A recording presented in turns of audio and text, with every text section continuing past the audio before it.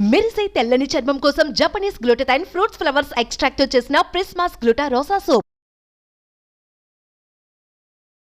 నమస్తే రమగారు. నమస్తే ఏదైనా ఒక చిన్న సిరీస్ చెప్పుకుందామండి. చీకటి చిన్నరాజు చెప్దాం. చీకటి చిన్నరాజు ఏంటి రమగారు? ఏమి లేదు, మామూలు కదే, పేరే అలాంటిది. చీకటి కోడాలు లాగా ఉన్నాయి. 16 రాత్రులు అనగానే మీరు ఒకటి ఎక్స్పెక్ట్ అదే చేశారు కదా, భలే సిరీస్ రమగారు అవి. 16 రాత్రులు, అపూర్వ చింతామణి, సూపర్ అవి. ఒక ఊపు ఊపేసినాయి. ఎవరెవరు చూడలేదో వాళ్ళందరూ మళ్ళీ చూడండి. మళ్ళీ చూడండి, అప్పుడు ఖచ్చితంగా కొత్తగా వచ్చిన వాళ్ళంతా కూడా ఆడియన్స్ డెఫినెట్ గా చూడాలండి. సరే, చీకటి చిన్నరాజు ఎవడు వాడు ఏమిటి కథ? పూర్వం కళ్యాణి రాజ్యానికి ధర్మపాలుడు అని ఒక రాజుగారు ఉండేవాడు. ఆయన భార్య మణిమాల. చాలా కాలం సంతానం లేదట. అయితే ఒకనాడు ఈయన వేటకెళ్తే కొంచెము వేట ప్రోగ్రాం అంతా హడావిడిగా ముగుస్తూ ఉండగా ఈయన కొంచెం పక్కకి వెళ్ళిపోయాడు సైన్యం నుంచి. మామూలుగా వేటకి వాటికి ఎట్లా వెళ్తారు, గుంపు ఉంటారు రాజుగారి వెనక. దేన్నో చూసి వేట తమకం. వేట ఏంటంటే అది ఒక పిచ్చ కింద ఉంటుందన్నమాట. ఏదైనా కనపడింది అనుకో దాని వెనకాల పరిగెడతారు. వెనకాల ఎవరైనా వస్తున్నారు రావట్లేదు చూసుకోరు. అవును, అది చూసుకొని తనతో ఈయన ఎక్కడికో వెళ్ళిపోయాడు అడవి మధ్యలోకి. వెళ్ళిపోతే ఈ అడవి మధ్యలో ఇంకా పులి దాడి చేసేసింది ఈయన మీదకి, వెనక్కి తిరిగేసింది. ఆ సమయంలో ఏమైంది, ఈయన బాణం వదిలేసరికల్లా ఈయన కంటే ముందే ఇంకో బాణం తగిలింది ఆ పులికి. అది ఎవరా అని చూస్తే దూరంగా ఒక చోట నిలబడి ఉన్న ఒక ధానుష్కుడు ఒకడు బాణం వేస్తూ కనపడ్డాడు. సరే వెళ్ళి చూసేసరికల్లా ఆమె ఒక స్త్రీ. రాజుగారి ప్రాణాలు కాపాడింది. ఆవిడ సౌందర్యవతి, యవ్వనవతి, బాగుంటుంది.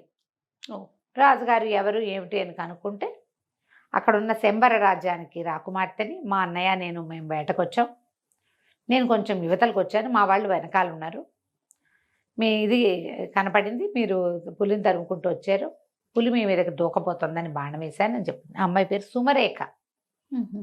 ఆవిడ అన్నయ్య రాజవర్మ. ఈయన ఆవిడ సౌందర్యానికి పడిపోయాడు. ఓకే, ఆమెను వివాహం చేసుకుంటానని అడిగాడు. అడిగేసరికల్లా ఈవిడేమంది, ఇట్లా కనపడంగానే పెళ్లి చేసేసుకుంటారా అంటే, కాదు నేను వివాహితుడినే, నేను రాజు ఇంకో 2-3 పెళ్ళిళ్ళు చేసుకోవచ్చు, నువ్వు నా ప్రాణాలు కాపాడావు, నీ సౌందర్యము నాకు నచ్చిందని ఆవిడ్ని తీసుకొచ్చాడు. తనతో పాటు తీసుకొచ్చి పెళ్లి చేసుకున్నాడు. ఆ కాలంలో ఇది మామూలే కాబట్టి రాణిగారు ఏమనలా. ఓకే, చాలా కాలం సంతానం లేరు, ఈవిడికి పిల్లలు పుడతారని ఊహించారు. ఈవిడ ఒక మాధవి అని ఒక మనిషిని అరేంజ్ చేసుకుంది. క్రమంగా పెత్తనం అంతా చేజెక్కించుకుంది బాగా. మణిమాలాదేవి ప్రశాంతంగా నిశ్శబ్దంగా ఉండేది. ఇంతలో ఒక కొత్త వార్త వచ్చింది. ఏమిటంటే ఇంతకాలం పిల్లలు లేని మణిమాలాదేవి గర్భవతి అయింది అని. ఇప్పుడు వీళ్ళకి తట్టింది, ఈ సుమరేఖకి ఆమె అన్నయ్యకి. ఇప్పుడు రాణిగారికి మంగరంగ వైభవంగా సీమంతం చేస్తారు. పొద్దున ఆవిడ కుమారుడు పుడితే వాడు రాజు అవుతాడు. అంతే. ఇప్పుడు రాజుగారి ప్రేయసే సుమరేఖ. ప్రియ భార్య కానీ ఉత్తరాధికారి కాదు. ప్రజలు ఒప్పుకోరు. రాజు ఇంకా మరి ఇప్పటిదాకా గర్భవతి కానీ సడన్గా సంతానం అనేసరికి సంతానం మీద వ్యామోహం ఎవరికైనా ఉంటుంది. రాజ్యానికి ఉత్తరాధికారి. దాంతో వీళ్ళకి ఏమనిపించింది, ఎలాగైనా ఈవిడ్ని తప్పించాలని ఏం చేశారు, ఆ సైన్యాధిపతి, అతని పేరు ఏదో సమరపాలుడు లేదా సమర భూపతి అనుకుందాం, ఈయన ధర్మపాలుడు కదా, ఆ సమర భూపతికి ఒక ఉత్తరం వచ్చింది. ఏమని, మణిమాలాదేవి రాసింది, రాజుగారి ప్రవర్తన బాగుండలేదు, ఎక్కువగా ఆయన సుమరేఖతో గడుపుతున్నారు, మరి సుమరేఖ పరిస్థితి కూడా ఏదో, ఆ అమ్మాయి చాలా పెత్తనాలు అవి చెలాయిస్తుంది, ఒకసారి రండి మీతో మాట్లాడాలి అని రాణిగారు రాసినట్టు ఒక ఉత్తరం రాయించారు. ఉత్తరం చదువుకున్నటువంటి సమరవర్మ వచ్చాడు ఇక్కడికి, అంతఃపురానికి వచ్చాడు.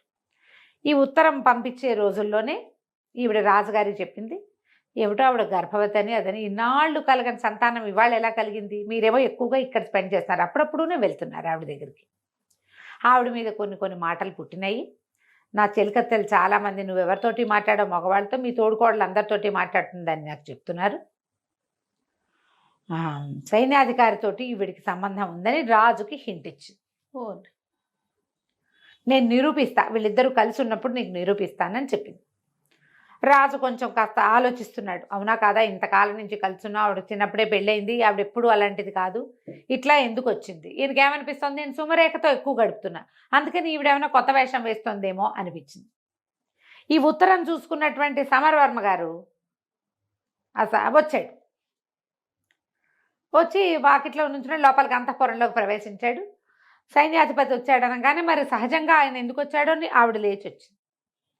వీళ్ళిద్దరూ ఓ గదిలోకి చేరేసరికల్లా రాజుగారు వచ్చేసారు. ఎవరెవరా ఇంత పని చేస్తావా, వీడిని బంధించండి అన్నారు. సైన్యాధిపతిని బంధించేశారు. రాణి గారిని చెడదిట్టాడు. ఆవిడ తెల్లపోయింది. ఇప్పుడే ఉత్తరం వచ్చింది, ఇప్పుడే అతను వచ్చాడు, ఉత్తరం కాదు ఇప్పుడే అతను వచ్చాడు, అతను ఎందుకు వచ్చాడో కూడా నాకు తెలీదు, ఇప్పటిదాకా ఏనాడు అతను వచ్చినవాడు కాదు, నువ్వు లేనప్పుడు నేను ఆయన కలవలేదు అని ఎంత చెప్పినా ఆయన వినిపించుకోలేదు. అతను ఉత్తరం చూపించడానికేమో ఉత్తరం లాగేసుకున్నారు అతని దగ్గర నుంచి. నేను ఉత్తరం చూసి వచ్చాను అని చెప్పినా కూడా రాణిగారిని అడిగితే నేనేం ఉత్తరం రాయలేదంటుంది. అతనేమో ఉత్తరం చూసి వచ్చానంటాడు. దాంతో అతన్ని బంధించారు, ఊరేశారు ఒక్క రోజులో. అయ్యో. సైన్యాధిపతి తిరగబడతాడు ఇక్కడ, అతన్ని తప్పించేశారు. మహామంత్రి కులశేఖరుడు ఆయన ఏమన్నాడు, మహాపతివ్రత మణిమాలాదేవి ఆవిడ చాలా ఉత్తమురాలు, ఇప్పుడు అతనికి శిక్ష విధించినట్టుగా ఈవిడికి విధిస్తే ఎట్లా, పైగా గర్భవతి, స్త్రీలను శిక్షించకూడదు మనం అంటే.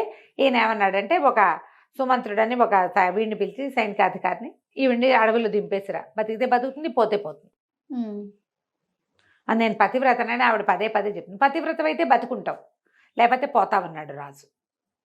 ఈ సుమంత్రుడి దగ్గర గుర్రం ఎక్కించి పంపించేశారు. ఏం చేస్తుంది, గుర్రబండి ఎక్కించేశారు. వెళ్ళిపోతే ఏ అడవి మధ్యలోకి తీసుకెళ్ళి, కథ కూడా ఈ అడవి మధ్యలోకి వెళ్ళటం అనేది మొదలు పెడతారనమాట. నేను తర్వాత కథ అంతా ముందు చెప్తున్నా. అడవి మధ్యలోకి వెళ్ళి ఇక్కడ ఎక్కడో చోట వదిలిపెట్టమన్నారమ్మా, ఇక్కడ దింపుతానంటే ఆవిడ బతిమలాడుతుంది, ఆయన నీ పుణ్యం ఉంటుంది, నీకు నేను తెలుసు, సైన్యాధిపతి తెలుసు, ఇట్లా ఎందుకు జరిగింది అనేది నాకు అర్థమే కావటం, నా ఊహకు అందటం లేదు, ఇక్కడ నన్ను దింపద్దు, ఈ నట్టడవిలో, ఈ అడవి చివర మా గురువుగారి ఆశ్రమం ఉంది, అక్కడ వదిలిపెట్టు అని చెప్పేసరికి ఇతను ఏం చేస్తాడు మరి, ఏం చేయాలి, గర్భవతి రాణిగారు, రాజుగారు ఆజ్ఞ ఉంటే మాత్రం సరే. ఇతను ఏం చేశాడు, అడవి మధ్యలో వదిలిపెట్టమన్న మాటని మింగేసి అడవి చివరి దాకా తీసుకెళ్ళాడు. అక్కడ ఒక ఋష్య, సరే ఆ ఋష్యాసు వెళ్ళి తలుపు కొట్టేసరికల్లా ఆ తలుపు తీసి ఆయన నిర్ఘంటపోయాడు. ఇదేమిటమ్మా మణిమాలాదేవి, నువ్వు వచ్చావు ఏమిటంటే, ఆవిడ పరమ దుఃఖంతో, నేను వెళ్ళగొట్టబడ్డాను, నా చరిత్రకే కళంకం వచ్చింది, గర్భవతిని, అక్కడ ఇంకా సంతానం కలుగుతుందో లేదో తెలీదు, రాజ్యానికి ఉత్తరాధికారి శిశువు, నాకేం చేయాలో తెలియక మీ దగ్గరకు వచ్చానని చెప్తాను. ఈ సుమంత్రుడికి ఏం చెప్తాను, ఈమెను ఇక్కడ వదిలిపెట్టి వెళ్ళిపో అని చెప్పి బండిని వెనక్కి పంపిస్తారు. ఈవిడ పరమ దుఃఖంతో రాజుగా ఆయనకి చెప్తున్నాడు. ఆయన పారాయణ స్వామి ఆయన పేరు. ఆయన ఈ మణిమాలాదేవి తాలూకు పుట్టింటి ఆస్థాన గురువుగా ఉండేవారు. ఓహో, ఆయన ఇక్కడ ఉన్నాడని ఈవిడికి తెలుసు. ఇంకా ఆయన ఏం చేస్తాడు, సరే ఈవిని తన దగ్గర అట్టి పెట్టుకుంటాడు. చూద్దాం, మన అవకాశం కోసం చూద్దాము. సుమరేఖ ఇప్పుడు రాణిగా ఉంది, రెండో రాణిగా ఉంది. ఆమె అన్నయ్య చాలా మటుకు రాజ్యంలో తన ప్రతిభ చూపిస్తున్నాడు. ముందు నాటికి ఎట్లా ఉంటుందో, రాజ్యం వాళ్ళ చేతుల్లోకి వెళ్ళిపోతుందా, ఏమవుతుంది, ఆమెకు సంతానం కలిగితే జ్యేష్ఠుడిని వదిలిపెట్టి రెండో భార్య సంతానానికి అవకాశం ఇస్తారా, అదేమిటో తెలియదు. ముందు ఇన్నేళ్ల తర్వాత వచ్చిన గర్భం ఈ శిశువుని రక్షించుకోవాలి, ఇక్కడే ఉండిపోతుంది. ఉన్నాక కొంతకాలానికి ఆవిడికి కుమారుడు కలిగాడు, చక్కటి పిల్లవాడు పుట్టాడు. సరే సంతానం ఒక సంతానం అయితే గ్యారంటీగా వీడే రాజు, అంతే. వినయపాలుడు అని పేరు పెట్టి పిల్లవాడిని పెంచారు. ఆ 18-19 ఏళ్ళు వచ్చేదాకా ఎన్నో రకాల యుద్ధ విద్యలు నేర్పించారు. ఈ పారాయణ స్వామిని చూడ్డానికి అన్ని రాజ్యాల నుంచి చాలామంది ఆయన శిష్యులు వచ్చేవాళ్ళు. వచ్చిన శిష్యుడు వచ్చినట్టు సంవత్సరాల తరబడి ఇక్కడ ఉండి ఈ అడవిలో ఈ పిల్లవాడికి రాజోచితమైన విద్యలు నేర్పించేవాళ్ళు. ఎన్నో రాజోచిత విద్యలు నేర్చుకున్నాడు. నేర్చుకుని 18 నుండి 19వ ఏడు వచ్చాక, అంటే మన ప్రకారం మైనారిటీ వెళ్ళిపోయాక, అక్కడ కూడా రాజ్యంలో 19వ ఏట ప్రజల్లోకి పంపటము, 20వ ఏట రాజును చేయటము వాళ్ళ పద్ధతి. 18 నిండాక ఊళ్ళల్లో తిరగడానికి పంపించేవాళ్ళు రాజకుమారులని. వాళ్ళు అన్ని ఊళ్ళు తిరిగి దేశంలో ఎలాంటి పరిస్థితులు ఉన్నాయి, ప్రజలు ఎలా ఉన్నారు ఏమిటి, మన తర్వాత మన రాజ్యం తాలూకు సరిహద్దులు ఏమిటి, అలా సరిహద్దుల దాకా వెళ్ళి చూడడం ఆ కాలపు ఆచారం. ఆచారం ప్రకారం ఈ కుర్రవాడికి విషయం అంతా చెప్పారు. ఇది మన పరిస్థితి అని చెప్పి, నువ్వు వెళ్ళి నీ రాజ్యాన్ని వశం చేసుకునే పూచి నీది, ఏం చేయాలి ఎలా చేయాలో మేము చెప్తాం, అడవి చివరి నుంచి అడవి మొదట్లోకి మేము షిఫ్ట్ అయిపోతాం, నీకు అవసరమైతే ఏదైనా సహాయాన్ని మా సలహాన్ని నేను అందిస్తానని చెప్పాడు పారాయణ స్వామి. చెప్పాక కుర్రవాడు మన వినయ్ పాలుడు ఏం చేశాడు, కొంత ధనాన్ని మూటగట్టుకుని ఈవిడ వచ్చేటప్పుడు కొంత బంగారం తెచ్చుకుంది, ధనం తెచ్చుకుంది. తర్వాత అక్కడి నుంచి ఇక్కడి నుంచి వచ్చేటువంటి శిష్యులు కొంత డబ్బు చేర్చారు ఇక్కడికి. ఆ డబ్బు మూటగట్టి ఆ అబ్బాయికి ఇచ్చి పంపించారు. అతనికి ఒక గుర్రాన్ని అరేంజ్ చేశారు, గుర్రం వేసుకుని ఈ అడవంతా దాటి, తర్వాత కాలంలో అమ్మ తండ్రి తల్లి పారాయణ స్వామి కూడా అడవి దాటి ఇటు చివరకు వస్తారు ఊరు వైపుకి. కానీ ప్రస్తుతం ఇతను వెళ్ళాడనమాట. వెళ్ళి కళ్యాణి రాజ్యంలోకి ప్రవేశించాడు. ఈ కళ్యాణి రాజ్యంలో ఎలాంటి పరిస్థితులు ఉన్నాయంటే, రాజుగారిని చంపేశారేమోనన్న అనుమానం ఉంది. ప్రస్తుతం రాజుగారు రాజవరమే ఉన్నాడు. సుమరేఖకి సంతానం కలగల. ఈ 18 ఏళ్లలో సంతానం కలగలేదు. రాజ్యం ఆవిడది. రాజుగారు తమ మాట వింటలేదని ఆయన్ని ఖైదు చేసి హౌస్ అరెస్ట్ చేశారని, అంతఃపురం లోపల భాగాల్లో ఎక్కడో ఆయన్ని బంధించారని చెప్తారు. కానీ ఆయన అయితే ఎవరికీ కనపట్టలే. చంపేశారన్న మాట కూడా ఉంది. ఓకే, చంపేశారో బతికుంచి ఉంచారో అది ఇంకా తెలియదు. అది కూడా ఈ అబ్బాయి కనుక్కోవాలి. సరే, ఇతను ఏం చేశాడు, వెళ్ళి ఒక పేదరాశి పెద్దమ్మ ఇంట్లో చేరాడు. ఆవిడకి ఏం చెప్పాడంటే, ఆవిడ బాగా పాత రోజుల్లో బాగానే ఉండేది, ఇప్పుడు ఆవిడ దగ్గర ఏం లేదు, బయట నుంచి వచ్చే జనాలు కూడా ఎవరు లేరు. పెద్దమ్మ, సరుకులన్నీ తెచ్చి పడేస్తా, నాకు వండి పెట్టు, నువ్వు కూడా హాయిగా తిను, నేను ఎందుకు వచ్చాను ఏం చేస్తాను లాంటి పడక్కు, నీకు తిండి కావాలి అది నేను పెడతా అని చెప్పి సరేనని ఒప్పుకుంటూ వీడు ఏం చేశాడని సరుకులు తీసుకొచ్చి పడేశాడు. చక్కగా కమ్మగా వండి పెట్టేది, హాయిగా తినేవాడు. రాత్రిపూట పెద్దమ్మ కూడా చాపేసుకుని వీడు పక్కనే పడుకునేది, కానీ వీడు మంచం మీద పడుకునేవాడు. చల్లగా అర్ధరాత్రి అయ్యేసరికి ఊళ్ళోకి వెళ్ళేవాడు, ఊర్లో తిరుగుతూ ఉండేవాళ్ళు. అయితే ఇక్కడ రకరకాల పరిస్థితులు నడుస్తున్నాయి ఊళ్ళో. ఎప్పుడైతే రాజుగారు లేకుండా రాజుగారి బావమరిది రాజు అవుతాడో ప్రజలకు ఒక అసంతృప్తి ఉంటుంది. మధ్య మధ్యలో చిన్న చిన్న దొంగతనాలు, దారి దోపిళ్ళు అవి జరుగుతూ ఉండేవి. ఈ దోపిళ్ళని వాటిని అరికట్టడం కోసం కొంతమంది పూర్తి పాత రాజుగారి సేవకులు ఉంటారు, ఏమంటారు, నమ్మిన బంట్లు, వాళ్ళు తిరగబడతారు ఎక్కడో చోట. వీడు రాజు ఏంటి, వీడు అసలు మన రాజ్యం కాదు, వీడిదేమో అదేదో పల్లెటూరు వాడు, అంటే వీళ్ళు ఏమనాలి, ట్రైబ్స్ వాళ్ళు. వాడొచ్చి మన మీద రాజ్యం చేయటువంటి, మనకొక రాజ్యం ఇట్లా మధ్యలో నగరి జనాలు మాట్లాడుకుని తిరగబడేవాళ్ళు. దాన్ని అణచడానికి రాజవర్మ చాలా ట్రై చేసేవాడు. ఒక పెద్ద గుంపుల్ని కాపలా పెట్టేవాడు. రాత్రిపూట ఎక్కడ ఏ అల్లర్లు తలెత్తకుండా. ఈ అబ్బాయి ఏం చేసేవాడు, వినయ్ పాలుడు ఊళ్ళో అంతా తిరిగి ఊళ్ళో పరిస్థితులు ఒకటి చూసుకుంటూ వచ్చేవాడు. చాలా కాలం అడవిలో పుట్టి పెరగటం వల్ల, అడవిలోనే పుట్టి పెరిగాడు కదా, అక్కడే ఉన్నాడు కదా, అతనికి చిన్న చిన్న 4-5 రకాల ఆకుల్ని మిక్స్ చేసి వాటిలో నుంచి విషం తయారు చేయటము, మత్తుమందు తయారు చేయటము, అలాంటివి మంచి విద్యలు పట్టుబడి ఉన్నాయి వాడికి. అడవుల్లోనే కదా ఉన్నాడు. సరే, ఒకనాటి రాత్రి ఏం చేశాడంటే, ఒక పల్లెటూరు వేషం వేసుకుని ఒక కుండతోటి చెరుకు రసం కుండ నిండా నింపుకుని తీసుకెళ్తుంటే ఇది ఎక్కడుంది, లేడివిడు ఒక సైనిక శిబిరం ఉంది. ఒక సైనికాధికారి, ఒక 15 మంది సైనికులు ఉన్నారు. వాళ్ళందరూ చూస్తుండగా వాడు పక్క నుంచి వెళ్తుండేసరికల్లా సైనికాధికారి కొంచెం కొద్దిగా ఆన్లో ఉన్నాడు అనమాట. కాస్త మత్తులో ఉండి, వాడెవడో దొర్లుకుంటూ పోతున్నాడు, ఏదో మోసుకెళ్తున్నాడు, వాడిని పట్టుకోండి అంటే వాడిని పట్టుకొచ్చేసాడు. ఎవరు నువ్వు, ఎక్కడికి వెళ్తున్నావు ఏంటంటే, అయ్యా నా పేరు చీకటి చినరాజు అండి, మరి మన పక్క సందులో శెట్టి గారు అమ్మాయి పెళ్ళయింది కదా, వాళ్ళ పెళ్లి వాళ్ళు పై సందులో పెట్టి ఉన్నారండి, మరి అల్లుడు గారి స్నేహితులందరికీ చెరుకు రసం కావాలని అడిగారు, ఇప్పుడే చెరుకు రసం వచ్చిందండి, సాయంకాలం నుంచి అడుగుతుంటే మాకు దొరకలేదు, ఇప్పుడే దొరికింది, ఇచ్చిరమ్మన్నారండి, అది పుచ్చుకుని వెళ్తున్నాను అన్నాడు. అనేసరికి చెరుకు రసం అనగానే ప్రతి వాళ్ళకి ఏది చూపించు అని తీశారు. బాబోయ్, నా రసం నా కుండ లాగేసుకుంటే ఎలాగండి, వాళ్ళు ఒప్పుకోరండి అంటే, కుండ నిండా వేరేది పోసిస్తాం మేము అన్నారు. అంటే కాదండి శెట్టి గారు ఒప్పుకోరండి, నేను వదలనండి కుండ అన్నాడు. ఒక నెత్తి మీద ముట్టికే పెట్టి కుండ లాక్కుని, వెధవా నువ్వు దుర్మార్గుడివి, కంపు సారా ఏదో మోసుకెళ్తున్నావు, నువ్వు సారా ఇక్కడి నుంచి అక్కడికి ఇల్లు మారుస్తున్నావు, నువ్వేమంటారు దాన్ని స్మగ్లింగ్ చేస్తున్నావు అని చెప్పి ఆ నేరం మీద నేను అరెస్ట్ చేస్తామని బెదిరించి అందరూ తలా ఒక గ్లాసు పుచ్చుకున్నారు. చెరుకు రసం రుచిగా ఉండి పెద్ద అధికారి 2 గ్లాసులు పుచ్చుకున్నాడు.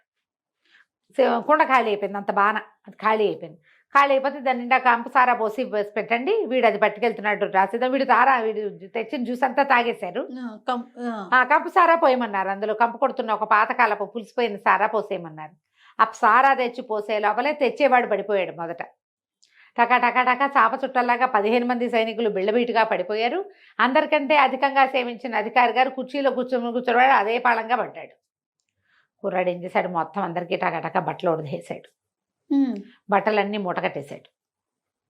అక్కడి నుంచి పడితే వచ్చేటప్పుడు ఇది పెద్ద బానక అక్కడ చిన్న బాక్స్ లాంటిది భుజా చేతుకున్న సంచిలో తెచ్చాడు. అందులో ఏంది కాటిక మసి వీళ్ళందరి మొహాలకి పులిమేశాడు. అందరూ లాగులతోటే ఉన్నారు, ఏం లేవు. బట్టలకి అక్కడే ఉంటే వేసుకుంటారు. బట్టలన్నీ మూటగట్టేసి అందరికీ చేతులు వెనక్కి పెట్టి కట్టేశాడు. ఆడ కూలబెట్టి అందరినీ లైన్గా కూర్చోబెట్టి వెళ్ళిపోయాడు. ఆ మత్తులో ఎవరేం చేస్తున్నారో వాళ్ళకి ఏం తెలీదు. వాళ్ళు ఏం చేశాడు, వెనకాల ప్రతి వాళ్ళకి మసితోటి చీకటి చిన్నరాజు అని రాశాడు. వెళ్ళిపోయాడు. ఈ బట్టల మూట మోసుకుంటూ వెళ్తుంటే ఏమనుకుంటారు, చాకళ్ళు వెళ్తున్నారు అనుకుంటారు. అక్కడ ఒకళ్ళిద్దరు సైనికులు కనపడ్డారు, కానీ బట్టలు మోసుకెళ్ళేవాడిని ఏమంటారు, తెల్లవారుజామున చెరువులకు మోసుకెళ్ళే వాళ్ళు ఎవరో పట్టుకుపోతున్నారు అనుకున్నారు. బట్టలన్నీ తీసుకెళ్ళిపోయి పేదరాశి పెద్ద ఇంట్లో దాచేసి పడుకున్నాడు. వీడు మాట్లాడకుండా ఓ 3-4 గంటలు నిద్రపోయి తెల్లారాక వచ్చేసాడు ఇక్కడికి మామూలు బట్టల్లో. పసిపూసి మారేడుకాయలు చేసి అక్కడ పెట్టాడు. తెల్లారేసరికి చేరిపోయాడు. పొద్దున్న లేచేస్తే ఏముంది, వీళ్ళు ఇంకా మత్తులు దోగుతున్నారు. కాస్తా స్పృహ వచ్చి చూసుకుంటే ఒంటి మీద బట్టలు ఉన్నట్లేవు, ఏమిటో చేతులు కట్టేసి ఉన్నట్టున్నాయి. అయోమయంగా ఉంది వాళ్ళకి. జనాలు ఒకళ్ళు చేరిపోయారు. పొద్దుటిపూట కొడకాళ్ళు బుడ్డాళ్ళు వాళ్ళు వీళ్ళు చేరతారా, వాళ్ళందరూ కేరింతలు కొట్టారు. ఎవరో ఉన్నారు, మసిపూసి ఉన్నారు, వీళ్ళెవరో వీళ్ళు మొహాలు గుర్తుపట్టేలాగా లేవు. నగలు తీసేశాడు. అందరికీ నెత్తి మీద స్థిరస్థానాలన్నీ తీసుకెళ్ళి ఒక మూల బారేశాడు. అక్కడేదో మురుగుంటుంటే అందులో బారేశాడు. బట్టలు లేవు, భోజిపాతరాయిళ్ళుగా ఉన్నారు ఇంచుమించుగా. అందరు దిశమొల్లలతో ఉన్నట్టే, ఏవో చిన్న వస్త్రాలు లోపలేసుకునేవి ఎంత ఉంటాయి.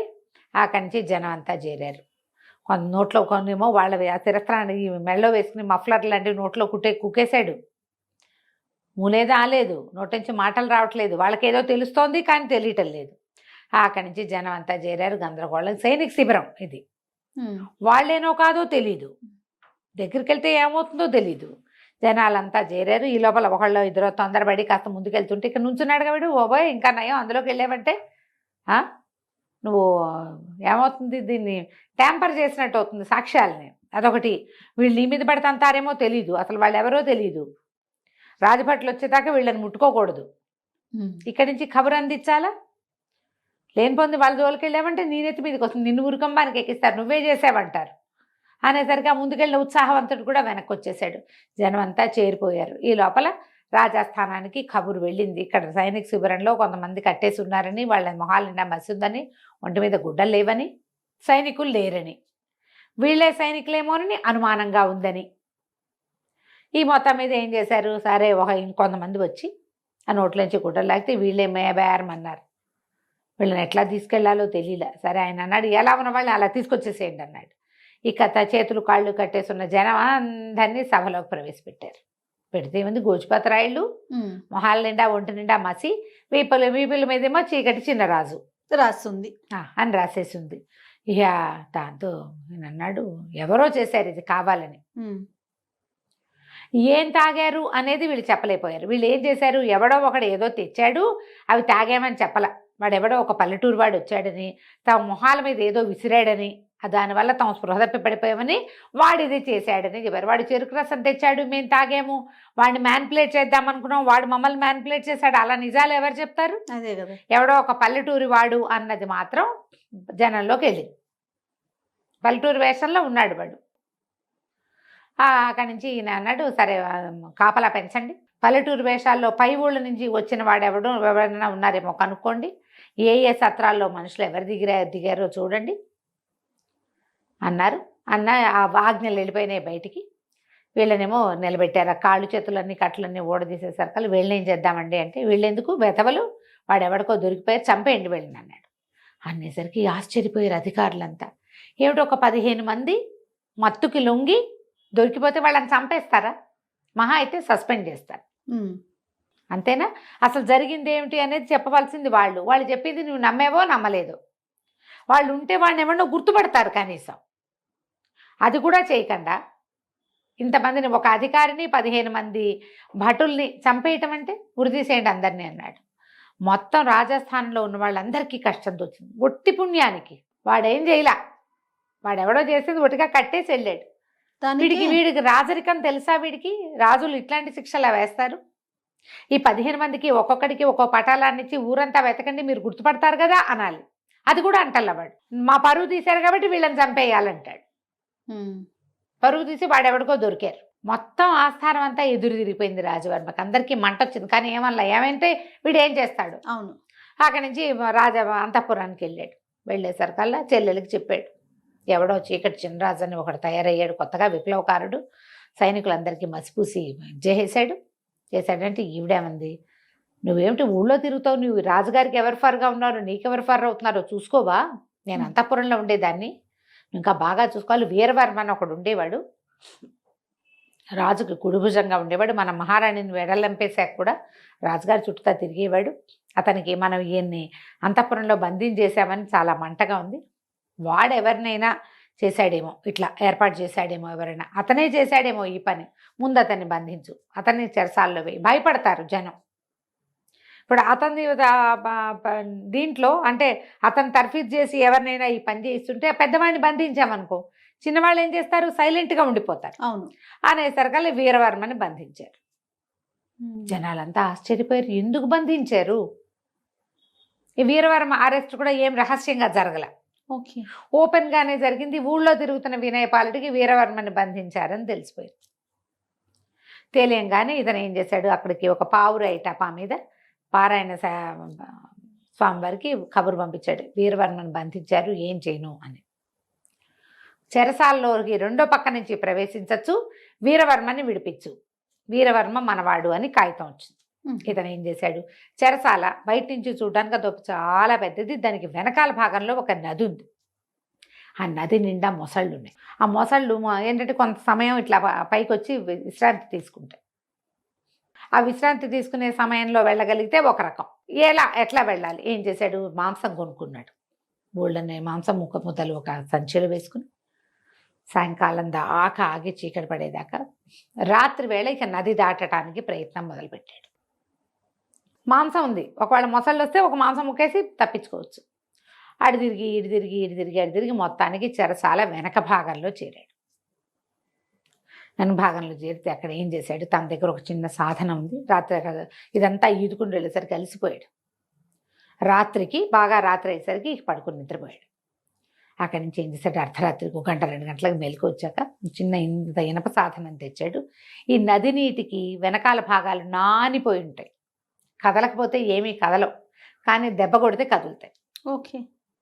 ఏం చేశాడు, అంత కొట్టి పెద్దదే దాంట్లో ప్రవేశించాడు. ఇతను ఎక్కడున్నాడో తెలియదు. వెళ్ళి చూస్తే ఎవరి దారిని వాళ్ళు నిద్రపోతున్నారు. దానికి చెరసాల మీద అతను కనుక్కున్నది ఏంటంటే, లోపల నుంచి బయటకు వచ్చే మార్గాలు లేవు కాబట్టి లోపల పెద్ద కాపలా ఉండదు, అక్కడోడు ఉంటారు. లోపల నుంచి బయటికి రావడానికి ఒకే ఒక పెద్ద దారి ఉంది, పెద్ద దారిలో 100 మంది ఉంటారు. రెండో దారి ఈ నది. నదిలోకి ఎవడెళ్తాడు, చాలా ఎత్తు, దాని నిండా నీళ్లు, దాని నిండా మొసళ్ళు, కాబట్టి ఎవడు ఆ వైపు ప్రయత్నం చేయడు. ఎట్లా తప్పించుకోవాలి అనేదంతా చూసి ఏం చేస్తాడు, లోపలికి వెళ్ళిన తర్వాత ఒక ఖైదీ ఎవరో ఒక అతను ఇట్లా బయట చెప్తాలాగా ఉంటే అక్కడ పడుకుని ఉంటాడు. ఆ పక్కన చేరాడు. అన్న వీరవర్మని బంధించారంటగా, ఏం చేస్తారంటే, ఏముంది చేస్తారా, పట్టుతాడేసి ఊరేస్తారు రేపొద్దున అంతే.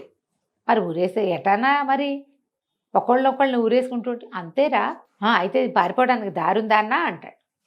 ఎందుకు లేదురా దారి, బ్రహ్మాండంగా ఉంది, బయటకు వెళ్తే చంపేస్తారు, దాని బదులు లోపల చచ్చిపోవడం బెటరు అనేసరికల్లా, కాదన్నా పొద్దున్న రాళ్ళు కొడుతుంటే ఒకటి చెప్పాడు నాకు, నది వైపు నుంచి పారిపోవచ్చంటన్నా, దానికి ఒక దారి ఉందంట అన్నాడు. అనగానే వాడు అన్నాడు, ఆ రెండో ఖైదీ, ఒరే పారిపోయే వీలుంటే మనం పోదాం రా, వీరవర్మ ఎందుకురా మనకు అన్నాడు. అటగాదు, వీరవర్మని తీసుకెళ్తే వీరవర్మ కోసం వెతుకుంటారు, వీరవర్మ పెద్దవాడు, మనం చిన్నవాళ్ళం కదా, మన్నెవరు పట్టుకుంటారు, ముందు వీరవర్మ ఎక్కడున్నాడో చెప్పు అని అడిగాడు.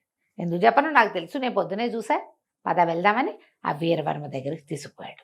ఆ లోపల ఉన్న ఎవరు 2 సెంట్రీలు ఉన్నారు అంతే, వాళ్ళని చూసి ఓ పక్క నుంచి చెరుకో దెబ్బ కొట్టి వాళ్ళని లాగేశాడు. ఆ వీరవర్మ ఉన్న దాని దగ్గరికి వెళ్ళారు. దానికి ఏం పెద్ద తాళం లేదు, పాడు లేదు, ఇట్లా తోసి పెట్టారు. అతను ఒక 50 ఏళ్లవాడు.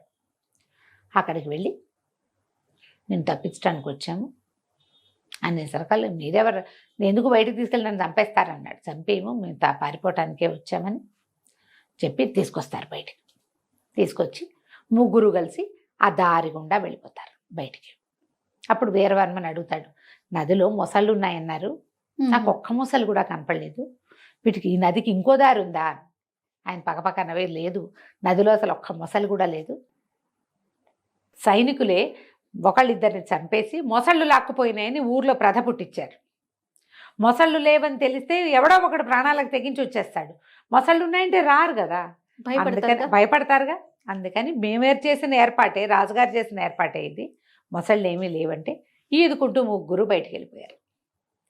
తెల్లవారుజాముకి వీళ్ళు దాటేటప్పుడు, కంతలోంచి దాటేటప్పుడు ఏం చేశారు, వాళ్ళు మొదట పెట్టిన కంత ఎంత, మన చీకటి చిన్నరాజు రావడానికి వినయపాలుడు వచ్చే కంత, ముగ్గురు వెళ్ళటం కోసం చుట్టూతా అంచులన్నీ పగలగొట్టారు. తెల్లవారుజామునే ఒకడెవడో బాత్రూమ్కి వెళ్ళటం కోసం లేచి, అప్పుడు కొంచెం వెన్నెల బాగా ఉంది, వెలుగు, ఎండాకాలపు దగ్గర రోజులు, తొందరగా వెలుతురు వచ్చేసి ఆ కంత కనపడింది వాడికి. కనపడ్డం ఏమిటి, సెంట్రీల కోసం చూస్తే లోపల ఉన్న సెంట్రీలు చాలా తక్కువ మంది ఉన్నారు సైనికులు. వీడు ఒకళ్ళు అందరినీ లేపొచ్చేసి, అరే ఇటు నుంచి పారిపోవచ్చురా, నదిలో పడిపోతే పోతాం, పోని మొసళ్ళు ఉన్నాయి, ఒకళ్ళో ఇద్దరినో లాక్కుపోతాయి, మిగిలిన వాళ్ళంతా బతికేస్తాం కదా అని చెప్పేసి మొత్తం లోపల ఉన్న ఖైదీలా అందరూ బయటకు వచ్చేసారు. వీరవర్మే బయటకు వచ్చిన సంగతి తెలీదు, ఖైదీలందరూ పోయారు కదా, అంతా బయటకు వచ్చేసారు. వీళ్ళు ఇదంతా ఈదుకుంటూ అడవి దారి పట్టారు. అతనికి ఈ కుర్రాన్ని చూసినప్పటి నుంచే అనుమానంగా ఉంది, వీడిని ఎక్కడో చూసినట్టుంది పిల్లాన్ని అని. అక్కడికి తీసుకెళ్ళాడు, అడవికి తీసుకెళ్తే అడవి మొదటి విభాగంలోనే పారాయణ స్వామివారు చిన్న కుటీరం నిర్మించుకుని మణిమాలాదేవితో సహా అక్కడే ఉన్నాడు. అందులోకి వెళ్ళేసరికల్లా ఆయన చూసి దండం పెట్టాడు, ఈ కుర్రాడు నన్ను రక్షించాడండి అంటే, కుర్రాడు కాదు నిన్ను రక్షించింది, నిన్ను రక్షించిన కారణం ఇంకొకటి ఉందని అమ్మాయి అని పిలవగానే ఆవిడ లోపల నుంచి వచ్చింది. ఆవిడ చూసేసరికల్లా గంటపేడు, అమ్మ బతికే ఉన్నారా తల్లి, సంతానం కలిగిందా మీకు, ఎట్లా ఉన్నారు ఇంతకాలం అని అడిగితే, నాకు కలిగిన సంతానమే నిన్ను తీసుకొచ్చిందిరా నాయన అని చెప్పి, ఇగో పిల్లవాడు ఈయనే యువరాజు అని చెప్పేసి చాలా సంతోషించాడు. రాజుని బంధించారు. అయితే మనం రాజుని బయటికి తేడా, నేను బతికే ఉన్నాడు, ఆయన చావల, మరణించలేదు, జీవించే ఉన్నాడు. అంతఃపురంలో ఒక ప్రత్యేకమైన ఇది ఉంది, చెరసాల లాంటిది, దాంట్లో అందులో ఉన్నాడు. నేను ప్రజల్ని పట్టుకోగలుగుతాను, ప్రజలంతా కూడా రాజే కావాలని కోరుకుంటున్నారు, రాజవర్మ పద్ధతులు మంచివి కాదు, మన సొంత సైనికులకి మనం శిక్షలు వేయకూడదు, ఎప్పుడు శిక్ష ఇంగానే మన మీద వ్యతిరేకత వచ్చేస్తుంది. అతను అట్లాంటివి ఎన్ని చేశాడు, మొత్తం రాజ్యాన్ని చేజెక్కించుకున్నాడు. మనం ముందు రాజుని గనక తప్పిస్తే అప్పుడు ఏ పనైనా చేయొచ్చు. రాజుని తప్పించటం ఎలా, రాజుని తప్పించాలంటే సులువైన మార్గం ఏంటంటే మంత్రి కులశేఖరుణ్ణి పట్టుకోవడం. కులశేఖరుడి మీద కూడా కొంత తేడా వస్తుంది, ఇంకా కొద్ది రోజుల్లో కులశేఖరుని కూడా తప్పిస్తారు. రాజ్యం ఆనుపాను తెలియటం కోసం వీళ్ళని ఉంచాడు. అదంతా మొత్తం పట్టు రాచరిక పట్టంతా వచ్చిందంటే కులశేఖరుని కూడా తప్పించేస్తారు. కానీ ఈ అంతఃపురంలో ఏ ప్రాంతాలకి ఎలా వెళ్ళాలి అనేది, ఎట్నుంచి బయటికి రావాలనేది కులశేఖరుడికి తెలుసు అని, నువ్వు కులశేఖరుడి దగ్గరికి వెళ్ళు అని చెప్పి వీరవర్మ వీళ్ళతో పాటు అడవిలో ఉండిపోయాడు. రకరకాల ఉత్తరాలు రాసిచ్చాడు. ఒక్కొక్కళ్ళకి ఉత్తరాలు అందిస్తే వాళ్ళంతా సిద్ధపడతారు రాజవర్మ మీద మనం తిరగబడ్డం కోసం. నేను కొంతమందిని మేనేజ్ చేస్తాను, నువ్వేమో కులశేఖరుని కలుసుకోమన్నాడు అనేసరికి ఈ లోపల ఏమైంది, అక్కడ ఎప్పుడైతే ఈ జైలు ఇదైపోయిందో, ఈ విషయం ఎట్లా బయటకు వచ్చింది, రెండో పక్క నుంచి వెళ్ళొచ్చని ఎవడో బయట నుంచి కొట్టాడు. అది లోపల నుంచి చేయబడిన హోల్ కాదు. ఇప్పుడు ఒక గోడ పగలగొట్టినప్పుడు అది ఎట్నుంచి మొదట పగిలింది అనేది తెలుస్తుందిగా ఇంజనీర్లకి. బాగా పరీక్ష చేసి బయట నుంచే ఎవడో వచ్చాడు. ఈ బయటవాడెవడు, ఎవరు బయటవాడు అని బాగా ఆలోచించి వీరవర్మని అరెస్ట్ చేశాం కాబట్టి రాజుగారికి నమ్మిన బంటు పాత మంత్రి ఏమైనా ఈ ఏర్పాటు చేశాడేమోనని మంత్రి గారిని బర్తరఫ్ చేశారు, ఉద్యోగం నుంచి తీసేశారు. ఆయన ఇంటికి వెళ్ళిపోయాడు. ఈ మన వినయపాలుడు వాళ్ళ ఇంటికి వెళ్ళాడు, మంత్రి గారింటికి. మంత్రి గారి ఇంటికి వెళ్ళి మీ పరిస్థితి ఏంటి అన్నీ కనుక్కున్నాడు. కనుక్కుంటే ఆయన అన్నాడు, నువ్వు ఏం పని మీద వచ్చావు, నీకు అసలు ఏం కావాలంటే, రాజు జీవించి ఉన్నాడా లేదా, రాజవర్మం వల్ల ఇలాంటి చాలా ఇబ్బందులు వస్తున్నాయి, నా పేరు చీకటి చిన్నరాజు అని చెప్పాడు. ఈయన ఆశ్చర్యపోయాడు, నువ్వు ఎవరి పనుకొని వచ్చావు, నేను చూస్తే మొహం చూసినట్టుంది కానీ గుర్తు రావటల్లా, ఆవిడెప్పుడు 20 ఏళ్ళు అయిపోయింది ఆవిడ వెళ్ళిపోయి. వీళ్ళకి ఏం గుర్తుంటుంది, ఏదో చూసిన మొహంలాగా ఉంటుంది. అయితే ఈయన ఏమన్నాడు, లోపల రాజుగారు ఉంటే రాజుని తప్పించవచ్చు కదా. తప్పించాలంటే రాజుగారికి చెప్పాలి, రాజుగారిని తీసుకురావాలంటే ఎవరికైనా ఒకడికి దారులు చెప్పాలి. దారులు కనుక ఒకసారి తెలిస్తే రాజుని తేవడంతో ఊరుకుంటాడా వాడు? ఎవడైనా ఊరుకోడుగా. వాడు ఇంకో ప్రయత్నం చేస్తాడు. అంటే ఏ ప్రయత్నము చేయను, నేను ఎలా వెళ్ళాలి, ఎలా తీసుకురావాలో చెప్పండి, మీరు దారి చెప్తే దారి ప్రకారం నేను వెళ్తా. నేను బాగా ఆలోచించి ఇంకో దారి లేదు, రాజును బయటికి తెచ్చేందుకు మార్గం లేదు, ఆయనకు సొంతంగా సంతానం లేదు, ఈ కుర్రాడు నేను రాజు కొడుకునని చెప్పలా. ఒక ఏమంటారు, విప్లవకారుడనే చెప్తున్నాడు. వీరవర్మని నేను తప్పించాను, వీరవర్మ అనుయాయినని చెప్పాడు.